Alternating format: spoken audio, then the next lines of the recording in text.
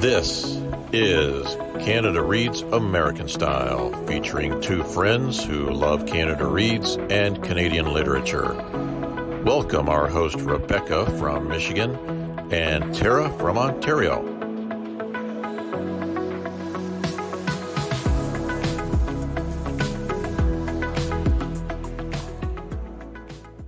Hey Tara, how was your week? Hey, Rebecca. I've had a really nice week. It was quiet, not very productive in terms of like doing stuff, but I did got a lot of reading done. So yeah, I had a great week. How about you? Well, I actually read a book in a week, which for me, Mm, and it was a 300-page book. I finished it. I'm so proud of myself because wow. I'm a slow reader, but I got through it. And also, we posted our first podcast, and which means I somewhat successfully was able to edit it, and I'm very proud of myself. So yeah, it was a good week. Good, good. You very successfully edited. So good job. Yeah, and the funny thing is, I actually was too quiet, I've never been accused of being too quiet my entire life. So I don't know. I'm still working out the technical side of my part of it, but we'll get it down. It'll be good. Yeah. So, well, we're talking this week about a book that we both read called A Town Called Solace by Mary Lawson. And I had read one of her books before in the past, and you and I read this one, and I think we both really enjoyed it, which you'll all hear about in just a minute here. But I'm going to go ahead and start with the first question. We're just going to dig right in and get into it. So, Tara, my first question for you is, why do you think Lawson set the book in 1972, and would the story still resonate if it was set in 2022? Okay. So I did think about this as we were reading it, and okay, a little spoiler alert here. We're going to try and not give too many spoilers, but it might be difficult for them not to seep in. But what I came up with, why I think it was set in 1972, and my answer is a very technical one in that there's no internet. So I know that sounds really simple, but this is not a spoiler because you find this out within the first couple of pages, maybe even on the book leaf, I think. Is that what it's called? Clara's older sister, Rose, has disappeared. She has run away. So we find out that right from the beginning. And I think by setting it in 1972, Rose doesn't have a cell phone. So when she runs away, she is gone. Like there is no way to even know which direction she's gone, to locate her phone or anything. Like she is just off the map. So I think that's one. And the other one, I'm going to do this without trying to give not too much of a spoiler. I don't think I will. We also can't, where it's set in 1972, the characters can't do a quick Google search either on themselves or in particular for Miss Orchard, who has a past. We don't know what her past is at the beginning of the book, but you can't do a quick search. Or even when Liam comes into town, you can't do a quick search just who this new person is. So everything is almost a very blank slate. So you're finding out stuff as the characters are finding out. Well, it's interesting because I kept forgetting that it was set in 1972 in the beginning. Mm-hmm. And then I have to remind myself, and it's kind of what you just said, which is, oh, yeah, they didn't have the internet. They couldn't have looked things up. But I also thought of something else because I do work in a rural community, not Northern Ontario, which was in 72, 50 years ago, was probably very isolated, really. But I was thinking how small communities like that would be very insular, and they wouldn't really necessarily, because they didn't have access, maybe they wouldn't have necessarily been interested in the wider community outside of themselves. And so I think they just interacted with each other. They wanted that lifestyle, that quieter maybe lifestyle. And so and I was thinking, and now in a small rural community where I work, it's exactly what you just said. They're all on Facebook. They have a Facebook group. Their focus is not always necessarily their small town and what's going on in their small town. They have a bigger view of the world. So in that way, it absolutely made sense to set this very sort of quiet, insular kind of story. It had to have been set at a time where, as you said, we couldn't just Google everything, right? Yep, that's interesting because when you say that, then I'm also realizing like Liam, who comes to Solace, and Miss Orchard, who came to Solace, they both came running away from something, right? So Yeah. right, so that way their past kind of can't follow them either, Oh, that's a really good point because right? Liam was coming from Toronto, Mrs. Orchard and her husband came from Guelph. So you're right. They would have had that more urban experience and nobody would know who they were or what they were, what their past Yeah. had been had they gone, yeah, to Northern Ontario. So let me ask you this as a Canadian. So when she says Northern Ontario, like how far north or how isolated was it, do you think, back in 72? Oh, I think it was very isolated actually. I'm just thinking, so I only moved to Ontario now 50. So I guess 30, 25 years ago, 25 to 30 years ago. And we haven't gone very far in Northern Ontario, but we've gone a couple times up to Algonquin. We camp up there. And there's a Killarney. We've been up to Killarney. And there are some pretty small communities that are very, and even just listening to news and reading, there are very small, isolated communities in 2021 and now 2022.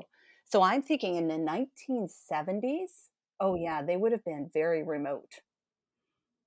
Wow. Okay. Yeah. So so I think that it makes sense that she would have set this book in the past. And it was funny, you and I both watched an interview with her and nobody had asked that question or the interviewer didn't ask, but I think so I don't want to say it was an obvious reason why she did it, but I wish they kind of had asked her that specifically, but oh well. Yeah. I was waiting for him to ask her that as well. I wanted to hear what she had to say about it. Yeah, But we just figured it out anyways. I think we did. Yeah. Okay, Rebecca. So my question to you, because we meet a lot of characters, or yeah, actually quite a few characters in the town of Solace. Do you have a favorite character? And if so, who? Okay, I was really when I thought about this question, I was really thinking main characters, but now I'm thinking, "Oh gosh, maybe I wanna say a different answer." Okay, so I will say for my main characters, because Clara, who is a seven-year-old girl, and then there's Liam, who I would say is I think maybe around mid-30s, I think, and then there's Elizabeth, who Mrs. Orchard, who's at end of life, basically. And I was really thinking right off the bat, I thought, "Oh my gosh, it's Liam," because Liam's arc is more fully fleshed out. You sort of know his trauma as a child, and then his sort of stultified life in his mid 30s, right? So Hmm. I kind of just fell in love with him and I wanted him to be okay.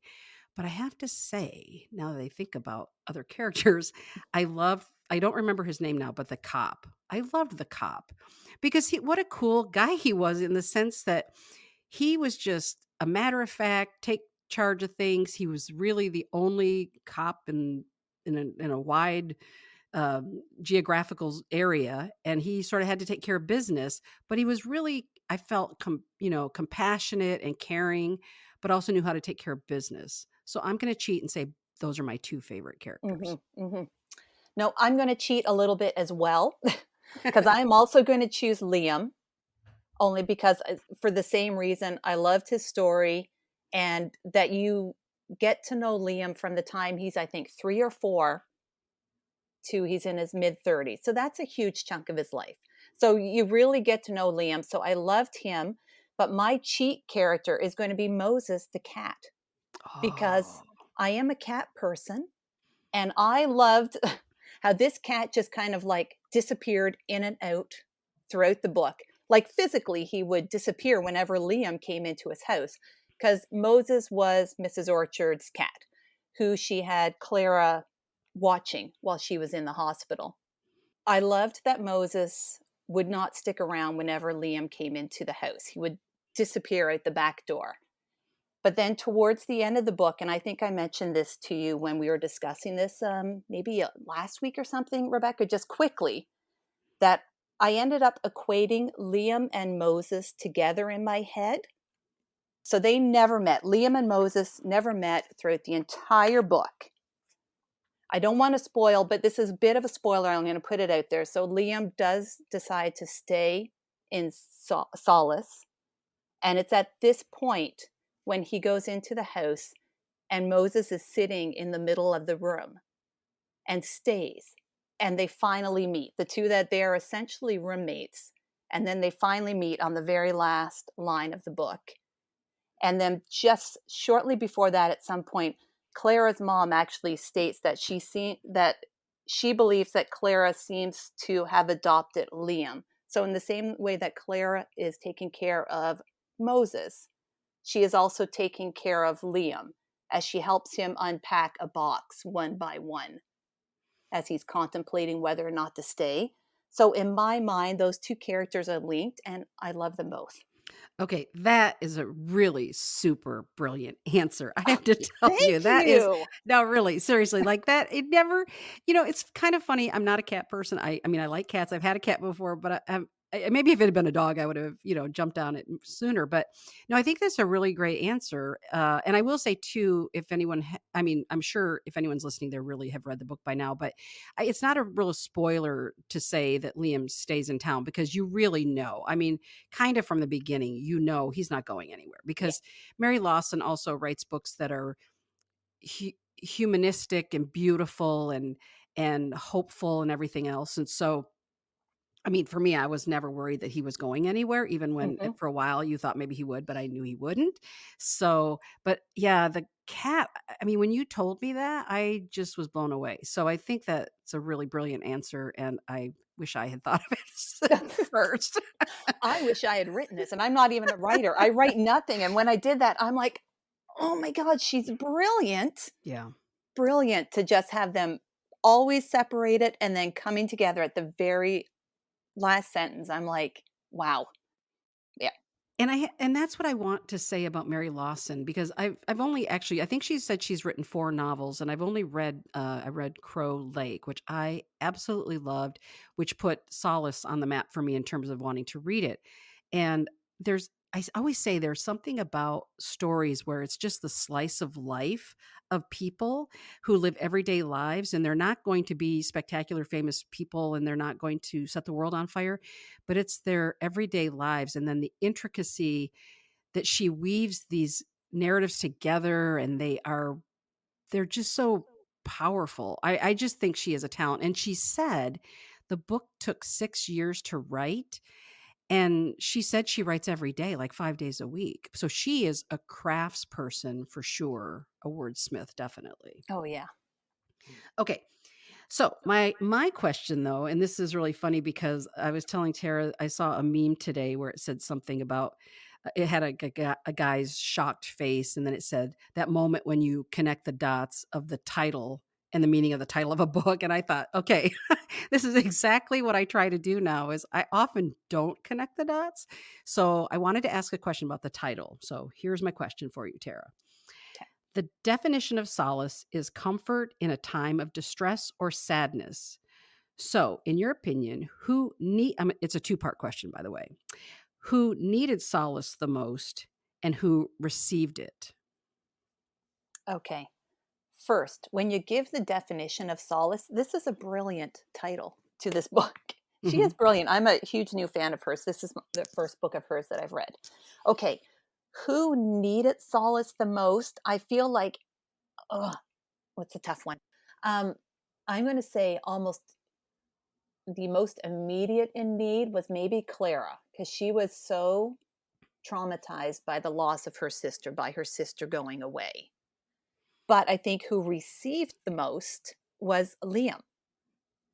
I almost feel like Clara still receives solace as well, but I think it was Liam who received it from the community as a whole and everyone he met. And I'm thinking with Joe, when he met Joe, like his relationship with Joe, was she a librarian as well, right? Yes, she was a Who made librarian. ice cream. Yeah, which is a Mhm. very cool little detail.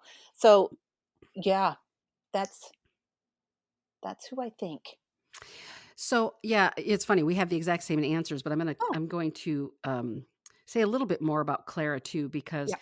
Clara opens the book and she's really traumatized on a sort of a number of levels. She's a little girl who I kind of wondered if she might be on the autism spectrum a little bit because she needed things, arranged a certain way. She needed when Liam shows up and he puts his boxes in the house, Mrs. Orchard's house. She's worried that she needs them to be like up against the wall and leave the floor kind of open and everything.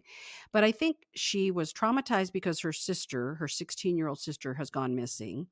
She's traumatized because Mrs. Orchard was supposed to be in the hospital for a short time and hasn't come back yet. And she's had to, Clara, she had asked Clara to take care of Moses, the cat. And the cat, she's had to go and refill his food, like buy more cans of food a few times because Mrs. Orchard hasn't returned. And then also she discovers really that the adults in her life are lying to her. That everybody's telling her, her parents are saying, "Don't worry, Rose will be back." The teacher's saying, "It'll all be fine." So she's just so traumatized. And think about that as a 7-year-old. I mean, everything in her life was so upside down and she was really, really struggling. So I totally agree that I think she's the one that really needed comfort the Mhm. most. And I also agree 100% that Liam is the one who received it because even when you said about his relationship with Joe and then even his relationship with the cop, and then he Mhm. ends up becoming sort of a handyman with the local sort of carpenter or whatever, his like jack of all trades kind of guy. And he fits in there as well. He goes to this restaurant which serves either a hamburger or poutine. It's pretty much there's not a lot of choice there, although I think pie was involved as well. But he really is embraced in this small town, and he lived in big cities, and for the first time in his life, he started to feel, you know, just that connection to other people. Yeah. Lived a pretty solitary life up until that point. Even though he had been married, he was living a pretty solitary life. So, yeah, Yeah. I just knew we would have the same answers. I I swear, I know. really did. Yeah. and I have a, and I have a feeling we'll answer this last one the same way as well. Well, that will be interesting to see. Okay, so my last question is, if you had the power over Mary Lawson, of the secondary characters in the book, whose story would you like to read in her next book?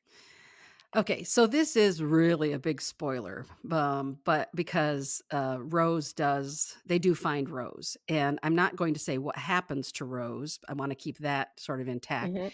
but it's definitely Rose because what I loved about the story is, I was so invested in Clara, and I was so invested in Liam and Mrs. Orchard and everything that when Rose returns, there was this moment where I went, wait a minute, what about Rose? Like Rose is kind of completely left out of the mix. And then I started saying to myself, well, think about this. It's 1972 and the trauma that Rose has experienced would have probably been hushed up. It would have been, we would have stomped on that thing and made it go away as much as we could. But I think Rose probably was never going to be okay after that. I think again, like it's 1972, would she be afraid to go out to a larger town or a city again? Would her parents, try to emotionally coddle her because of this trauma that she had experienced? And so I just felt I want to know that she's okay. And I'm not so sure that I think 50 years ago she would have been. So Yeah. who's your character? Yeah. Okay, before I tell you mine, I may blow your mind again right now. I'm getting Oh. really cocky. I know. Ooh. Yeah, I know. What if I think the book ends with Rose being the one who needs the most solace now at the end, who isn't received, like, she hasn't gotten it yet at the end. Like, because you're correct. She has been traumatized, and at Oh. the end, she is just barely hanging on. Really, right? Oh, yeah, she's practically catatonic, Yeah, really. yeah. Yeah. So I'm like, "Oh my god, the book is kind of ending with her needing solace. The other characters have found it." Oh my that god, I just she's got chills from that. yeah, You're right. yeah. Oh, I didn't think of it till you went through it. I'm like, "Oh, yeah. wow. Yeah." Okay, so, but mine is not Rose. My choice is not Rose. Oh, I know, I'm surprising you. I would love to know Liam's mother's story because she is not a very nice mother to Liam. Liam has, when he was younger, when we are introduced to him as a young boy when he was 3 or 4, has 2, I think 2 older sisters, right? I think it was 2. yes. And she seems like a great mom with the 2 older sisters and seems to like those his sisters and takes care of them. She does not seem to like Liam. Like there's something she has against Liam that prevents her from being a proper mom to him. I'm just not I want to know what brought her up to this point. What is stopping her from being the mom that she can be to the sisters, or at least a better mom in the sense Mhm. that she can't be to him? Yeah, gosh, I hadn't even really I mean, I did think about it in the sense the thing that's why Liam was my favorite character because I thought that kid never stood a chance because she didn't like him almost from the minute or at least the point Yeah. at which we come in where he's like 3 or 4 years old. She doesn't like him and she makes it pretty clear that she can tolerate or embrace the other kids, but she Mhm. really can't tolerate him. And I wondered and then also when he was, I think, 6 years old, they end up getting the parents you find out get divorced, and then they move somewhere, and then he's not in contact with his father. And then 10 years later, when he's 16, his father kind of reaches out to him. But the mother never knows the father reaches out to Liam. And so I just keep thinking that 10-year span that Liam, even if his father had been some support to him on some level, it was gone for 10 years. So that Yeah. child grew up into teenagehood without feeling any love or care. So yeah, that's a great Mhm. question. Yep. And there's a point, I can't remember what had happened, but he was, as an adult, I think when he was in Solace, was talking to his father briefly and had just mentioned something, or maybe it was about his marriage. And the father said, "Don't tell your mother, you know what she's like." And I was like, whoa, like that's a huge thing that's happened in his life. And he can't even tell his mom about it. I can't remember if it was that his marriage had broken up or that he had moved to another town, but I'm like, he's just not telling his mom? So, since you've now I've read this is my second one by Lawson. This is your first. Are we going to go back and are we going to read them all now? Oh, yeah, we are. I agree. she she is such a compelling writer. And then it was funny when we watched that video that you had shared the interview, and she just has this very calm, just sort of regal or elegant way of speaking. I just Yeah. really loved her interview as well. I wish we could interview her, but I know that would be impossible. I'm sure she doesn't necessarily respond to little podcasts or anything, but maybe we could But you hope never that. know. Yeah, You yeah, never know. that's Yeah. true. She had one line, I'm going to end up paraphrasing it because I'm sure I didn't get it correctly in that interview, but she said something like, "Small lives still have their tragedies and people still need solace." That's the book. And I think we're going to end on that. That's beautiful. Thanks. Welcome.